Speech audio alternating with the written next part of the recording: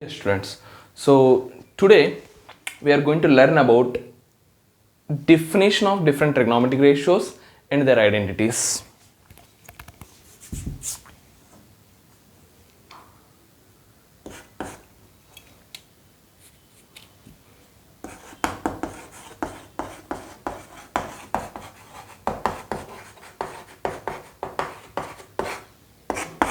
Yeah. So first thing we define about different trigonometric ratios, sine. That is nothing but these are all things we define in only a right angle triangle. So imagine this is our angle actually. So for this angle this is going to become opposite side and this is going to become adjacent side and this is going to become hypotenuse.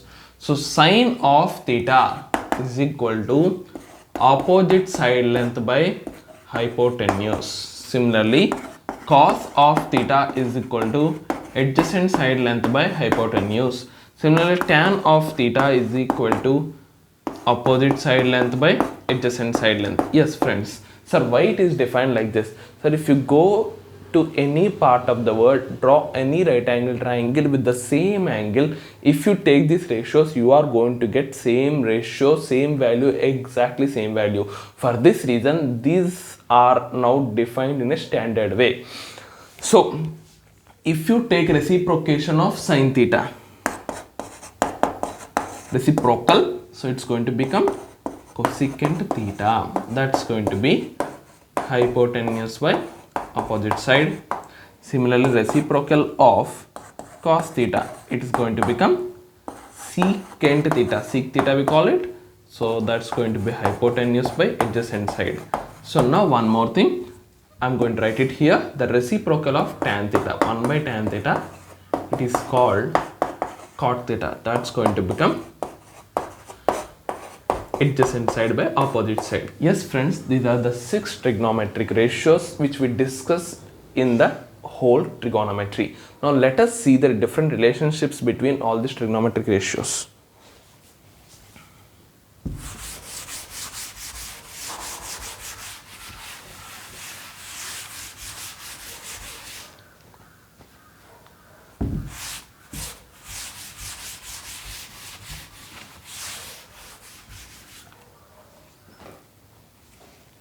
Okay.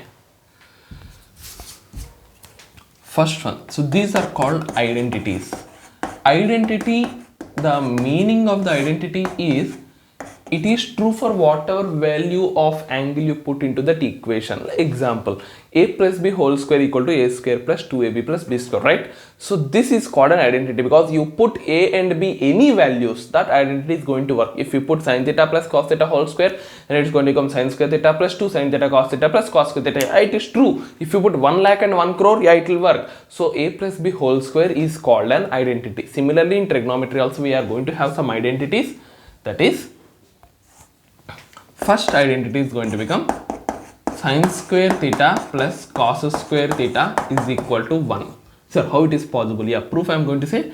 Right now sine square theta is nothing but opposite side square by hypotenuse square, and cos square theta is nothing but adjacent side square theta by hypotenuse square. So if you add this opposite square plus adjacent square by hypotenuse square, according to Pythagoras theorem, opposite square plus adjacent square is equal to hypotenuse square. So hypotenuse square by hypotenuse square equal to 1. So this is the proof for the first identity. So at the end of the class I will show you how to remember these identities also. It's very easy. There is a short small mantra for that.